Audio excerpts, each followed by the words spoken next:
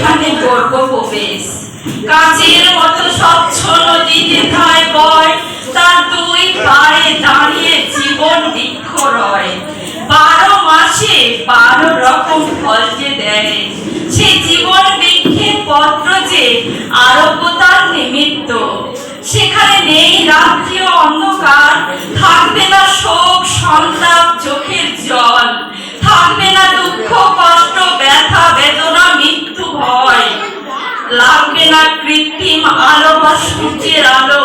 পিতা ঈশ্বরের আলোয় আমরা আলোকিত হব।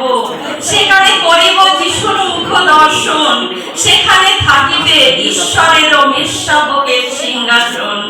সেই দেশের নামই হলো রম্যস্থান, সুন্দর সুন্দর সুন্দর স্বর্গদেশ।